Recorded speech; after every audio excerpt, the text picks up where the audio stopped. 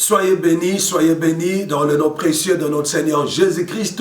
C'est votre frère bien-aimé, le prophète chrétien Kabambi Chimanga. Nous allons directement ouvrir la parole de Dieu dans le livre d'Ecclésiaste, chapitre 9, le verset 4e. Ecclésiaste, chapitre 9, le verset 4. La Bible déclare, pour tous ceux qui vivent, il y a de l'espérance. Et même un chien vivant vaut mieux qu'un lion mort. Pour tous ceux qui vivent, il y a de l'espérance, et même un chien vivant vaut mieux qu'un lion mort. Bien-aimés, je vous apporte un message d'espoir, un message d'encouragement que Dieu a déposé dans mon cœur, spécialement pour vous qui me suivez en ce moment. Ne désespérez pas. Ne désespérez pas, c'est le message que Dieu m'a donné pour vous qui me suivez en ce moment. Désespérer, c'est le fait de perdre l'espoir. Bien-aimé dans le Seigneur, quelle que soit la situation que tu as, quelle que soit la situation que tu traverses en ce moment, tu n'as pas à perdre l'espoir. Tu n'as pas à perdre ton espérance.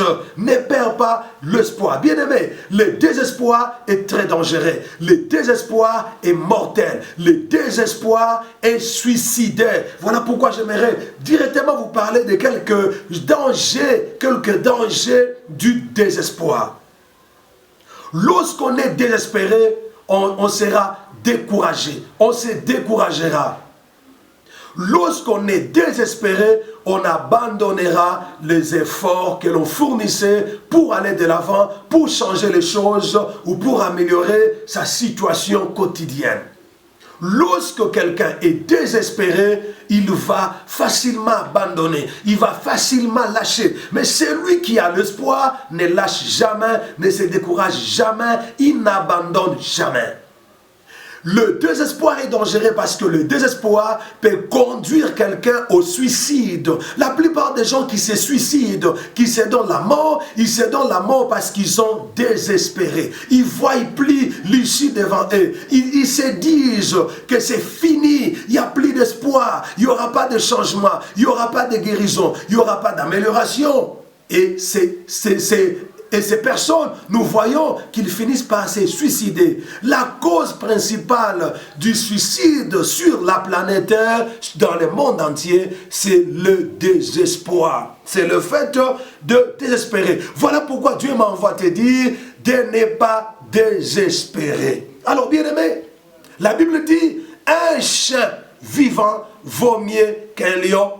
Un chien vivant vaut mieux qu'un lion mort. Et la Bible dit encore qu'il y a de l'espérance pour tous ceux qui vivent. Pour tous ceux qui vivent. Dans Genèse chapitre 18, le verset 11, la Bible déclare ceci.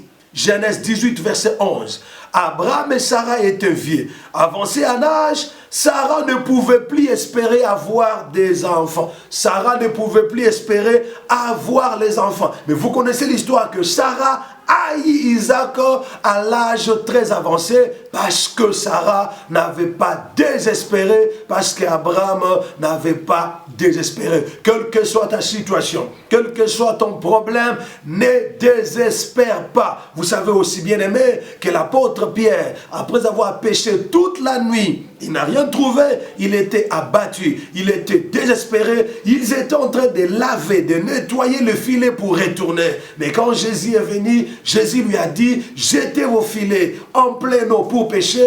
Il a dit à Jésus, sur ta parole, je jetterai. Il a jeté le filet. Bien aimé, certains problèmes, certaines situations qui nous arrivent, nous montrent comme si nous sommes arrivés au bout, comme si c'est la fin du monde, comme si c'était une fatalité qui était venue dans notre vie. Voilà pourquoi je vous dis, bien-aimés, de ne pas désespérer, quel que soit le problème, quelle que soit la gravité de la situation que tu traverses, ne désespère pas. Alors, j'aimerais, bien-aimés, vous donner quelques raisons pour lesquelles nous ne devons pas perdre notre espoir. Quelques raisons pour lesquelles nous ne devons pas désespérer. Pourquoi devons-nous pas désespérer? La première raison, c'est que Dieu est vivant. Dieu est vivant. Parce que Dieu est vivant, tu ne dois pas désespérer. Il est vivant. Job a dit, je sais que mon Rédempteur est vivant. il s'élèvera les derniers. Cette parole ne peut sortir que de la bouche d'une personne remplie d'espoir, remplie d'espérance. Job a dit, même si ma peau s'est consumée, même si mon corps s'est décomposé, je sais que mon Rédempteur est vivant. Il s'élèvera les derniers. Parce que Dieu est vivant. Parce que Dieu est vivant. Il est capable, jusqu'en ce moment, de donner solution à ton problème, de rendre ce qui est impossible dans ta vie possible. Alors pourquoi désespérer pendant que Dieu est vivant? La Bible déclare, Jésus-Christ est le même hier, aujourd'hui et éternellement. Parce que Dieu est vivant, il y a encore de l'espérance pour toi. Il y a encore de l'espoir pour toi. Tu n'as pas à désespérer. Deuxième raison pour laquelle nous ne devons pas désespérer, c'est que Dieu est fidèle. Le Dieu Tout-Puissant, il est fidèle. Dieu est fidèle à sa parole. Il est fidèle à ses promesses. Il est fidèle à son alliance. L'Éternel Dieu est fidèle. Il a promis dans sa parole, je ne t'abandonnerai point. Je ne te délaisserai point. Je serai avec toi jusqu'à la fin du monde. C'est bien aimé. Passer des moments difficiles, traverser des moments de crise, ne veut pas dire que Dieu t'a abandonné. Ne veut pas dire que Dieu t'a tourné le dos. Dieu est avec toi dans sa fidélité.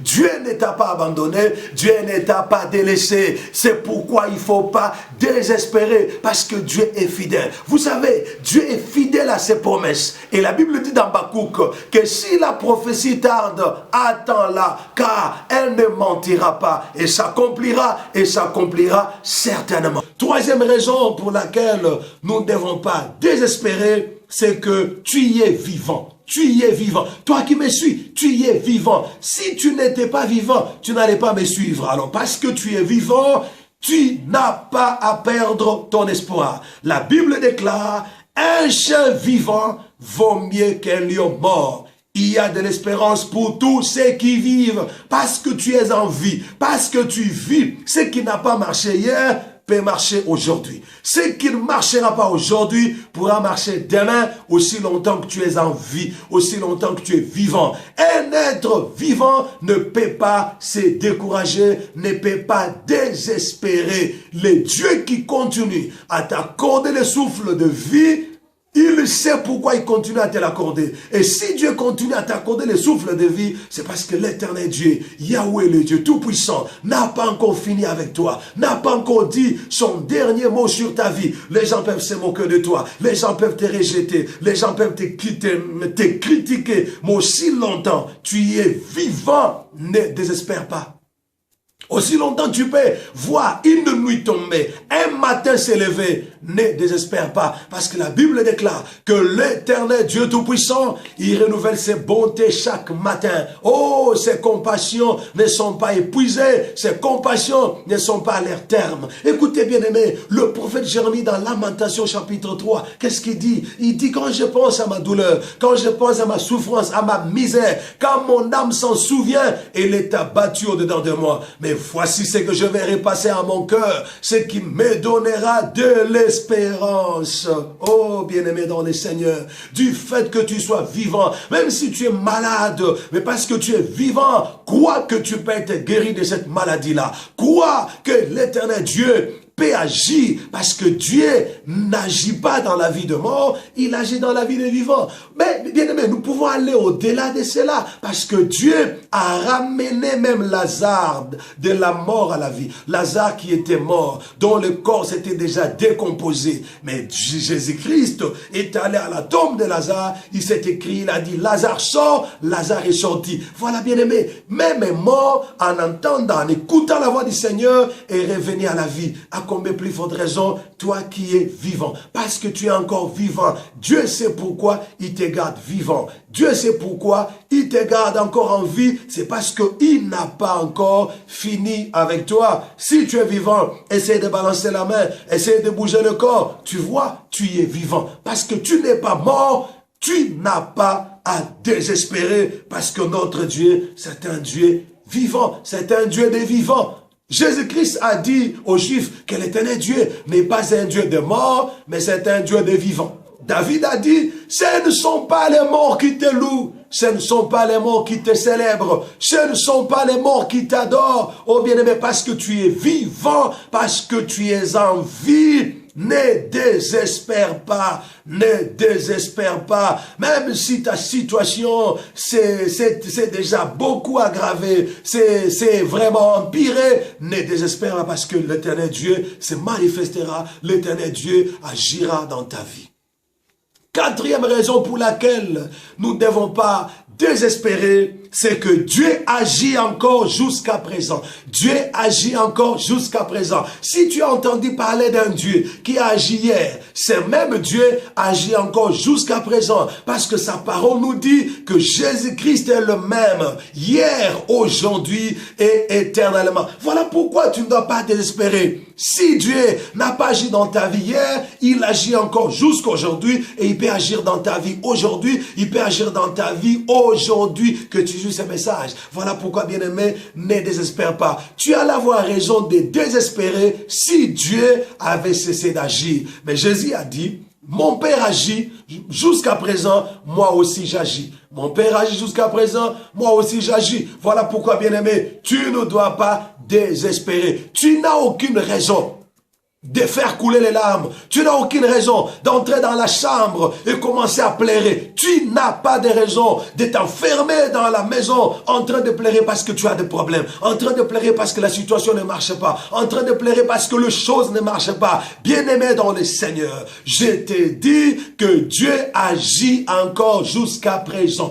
Jusqu'à présent, Dieu est à l'œuvre. Jusqu'à présent, Dieu opère les miracles. Jusqu'à présent, Dieu guérit les malades. Jusqu'à présent, Dieu fait marcher les paralytiques. Jusqu'à présent, Dieu guérit même ceux qui sont atteints de cancer, atteints du sida, atteints de coronavirus. Oh, Dieu agit encore. Voilà pourquoi tu ne dois pas désespérer. Tu allais désespérer si Dieu avait arrêté d'agir, mais la Bible dit, mon Père agit jusqu'à présent, moi aussi j'agis. Oh, quand je pense à ça, ça me donne encore l'espérance, ça me donne beaucoup de courage et ça me donne beaucoup de foi parce que Yahweh, l'Éternel Dieu Tout-Puissant, agit encore et il agira dans ta vie. Voilà, bien-aimés, n'oubliez pas, mes chers frères et sœurs, de vous abonner à votre chaîne Les Sarma TV et d'activer la cloche de notification pour que vous ne puissiez pas manquer nos prochaines prédications, nos prochaines vidéos. Vous ne perdrez rien en vous abonnant. Vous ne perdrez absolument rien du tout en vous abonnant. Soyez gentils, abonnez-vous et l'Éternel Dieu se souviendra de vous. Alors, bien-aimés, j'aimerais maintenant vous parler de choses à faire pour garder l'espoir. Il y a deux choses à faire pour garder l'espoir. Qu'est-ce qu'il faut faire pour garder l'espoir? Pour garder l'espoir, il faut penser à ce que Dieu a déjà fait pour toi dans le passé. Il faut te souvenir de ce que l'Éternel Dieu a déjà fait pour toi dans le passé. David, devant Goliath, il s'est souvenu de ce que Dieu avait déjà fait pour lui dans le passé. Si dans ton passé, il y a un miracle, il y a une visitation, une bénédiction, une grâce que Dieu t'a déjà accordée, souviens-toi de cela, ça va renaître en toi l'espoir. Ça va renaître en toi l'espérance. N'oublie pas, David en psaume 103, il dit, mon âme bénit l'Éternel, que tout ce qui est à moi bénit son saint nom et n'oublie aucun de ses bienfaits. N'oublie jamais les bienfaits de Dieu. Parce que pendant que l'homme traverse des situations difficiles, des moments difficiles, le diable fait un effort de venir dans la vie de cet homme, effacer tous les tableaux de bons souvenirs, tous les tableaux de bonnes choses que Dieu a déjà faites dans la vie de la personne. C'est la raison pour laquelle, bien-aimé, si tu veux créer l'espoir en toi, tu dois te souvenir de ce que Dieu a déjà fait pour toi dans le passé. Deuxième chose à faire pour faire naître l'espoir à nous, il faut penser et considérer ce que Dieu a déjà fait pour les autres. Tout autour de toi, il y a quelqu'un qui était passé dans une situation plus difficile, plus grave que la tienne, mais Dieu s'était glorifié, Dieu s'était manifesté. Souviens-toi de la personne, considère ce que Dieu a fait dans cette personne-là, ça va te donner de l'espérance. Ce n'est pas en vain que lorsque l'ange est allé vers Marie, l'ange a parlé à Marie d'Élisabeth qui était déjà grosse de 6 mois. Pourquoi l'ange devait parler à Marie d'Élisabeth? C'était pour créer dans Élisabeth la foi, c'était pour créer dans Marie la foi et créer dans Marie l'espérance, l'espoir de croire que la promesse que Dieu lui donnait pouvait aller s'accomplir, n'allez pas mentir. Alors bien aimé, tout autour de vous, il y a des gens qui ont vécu les miracles de Dieu. Il y a des gens qui ont vu la main de Dieu. Non, il y a des témoignages que Dieu a permis que vous puissiez écouter. Il y a des témoignages qui sont passés dans les médias, qui sont passés même dans les églises, que Dieu a permis que vous puissiez écouter. Tout témoignage que Dieu permet que tu écoutes te prépare à ton propre témoignage, te prépare à ton propre miracle. Voilà la raison pour laquelle, si tout autour de toi, tu n'as pas quelqu'un sur qui tu peux t'inspirer, sur qui tu as vu un miracle venant de Dieu, va dans la Bible. La Bible est remplie d'hommes et de femmes qui sont passés par des moments difficiles, tels que ces moments où tu te trouves maintenant, mais Dieu s'était glorifié dans leur vie. Pense à Shadrach, Meshach, Abednego, pense à Daniel, pense à Joseph, pense à Sarah, la femme d'Abraham, pense à la veuve de Sarepta, pense à toutes ces femmes, à tous ces hommes de la Bible à qui Dieu a manifesté sa bonté. Alors bien aimé, quand tu penses et considères ce que Dieu a fait pour d'autres personnes, ça va créer en toi l'espoir.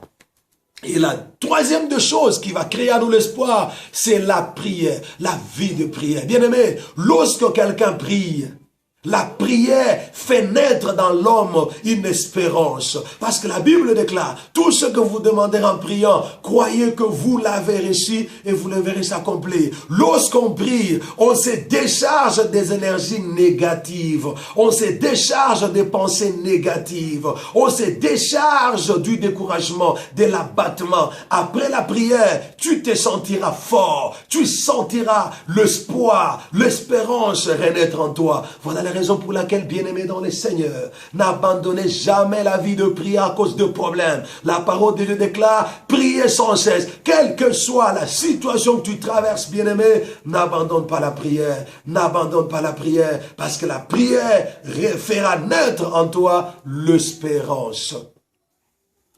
Fera naître en toi l'espérance. Oh, bien-aimé, ne désespère pas, quel que soit le problème. Quelle que soit ta situation, ne désespère pas, n'abandonne pas, n'abandonne pas. La quatrième des choses qui fera naître en toi l'espérance, c'est la louange et l'adoration. La louange et l'adoration. Oh bien-aimé, la Bible dit, même si je traverse dans l'ombre de la vallée de la mort, je ne crains aucun mal parce que tu es avec moi. Vous avez certains psaumes que nous lisons. C'était pas des prédications, c'était des cantiques que David chantait pendant qu'il passait des moments difficiles. Et l'habitude d'adorer le Seigneur, et l'habitude de louer le Seigneur, et l'habitude de chanter des cantiques, des hymnes. Lorsque tu chanteras, ça va faire naître en toi l'espoir, ça va faire naître en toi l'espérance. Même si tu es au volant, même si tu es dans la maison, dans la cuisine en train de préparer, fais tout ce que tu fais avec un chant d'adoration dans la bouche, avec un chant de louange dans la bouche. La louange et l'adoration fera naître en toi l'espérance. Oh bien-aimé, que Dieu vous bénisse. Que l'Éternel Dieu Tout-Puissant vous bénisse. C'était votre bien-aimé, le prophète Christian Kabam Bichimanga. N'oubliez pas, soyez gentils, n'oubliez pas de vous abonner à la chaîne Le Charma TV pour ne pas rater nos prochaines prédications. Et surtout aussi, n'oubliez pas d'activer la cloche de notification. Alors donc, bien-aimés, j'aimerais prier pour vous qui êtes totalement désespéré, pour vous qui avez totalement perdu l'espoir, vous croyez arriver au bout, vous bien-aimés dans le Seigneur, j'aimerais vous rappeler que ce qui est impossible aux hommes est possible à Dieu. Ne désespérez pas. Voilà pourquoi, de partout où vous êtes, bien-aimés, élevez vos mains. J'aimerais prier avec vous. J'aimerais prier pour vous afin que la main de Dieu, afin que la puissance de Dieu se déploie dans vos vies et que le nom du Seigneur Jésus-Christ soit glorifié. Ô Seigneur Dieu Tout-Puissant, éternel Dieu d'Abraham, Dieu d'Isaac, Dieu de Jacob. Je viens te prier pour mon frère et ma soeur qui m'ont suivi, éternel Dieu Tout-Puissant. Voilà mon frère et ma soeur, ils se voient au bout du tunnel. Ils ne savent plus à quel sens c'est vous, Seigneur Dieu Tout-Puissant. Voilà pourquoi en cet instant je t'ai pris de tendre ta main puissante dans sa vie, de les sortir de la situation dans laquelle il se retrouve, de les sortir des difficultés dans laquelle il se trouve, éternel Dieu Tout-Puissant, de combattre ces combats, de vaincre ses ennemis, de combattre ces combats, de disperser ses ennemis. Seigneur Dieu Tout-Puissant, étends ta main puissante, étends ta main de guérison sur tous ceux qui sont malades, qui ont perdu l'espoir d'être guéris. Toi, tu es l'éternel Dieu qui nous guérit de toutes nos maladies. Étends ta main de guérison sur eux. Guéris-les au nom de Jésus. Délivre tous ceux qui sont possédés et qui ont perdu l'espoir d'être délivrés. Étends ta main de miracle. Étends ta main de guérison. Étends ta main de délivrance. Agis dans la vie de ton peuple. Glorifie ton nom. Glorifie ton nom. Agis puissamment, Seigneur Dieu du ciel. Guéris, guéris, délivre, rachète, relève, restaure ceux dont les affaires sont tombées en faillite. Bénis ton peuple. Répands ta grâce et ta faveur sur chacun de tes enfants qui nous a suivis. Dans le nom de Jésus-Christ, nous avons ainsi prié. Amen. Amen. Bien-aimés, n'oubliez pas s'il vous plaît, de vous abonner à la chaîne Le Sarma TV et d'activer la cloche de notification, de liker et puis de commenter cette vidéo. Que Yahweh, l'éternel Dieu Tout-Puissant, vous bénisse au nom de Jésus-Christ. Soyez bénis.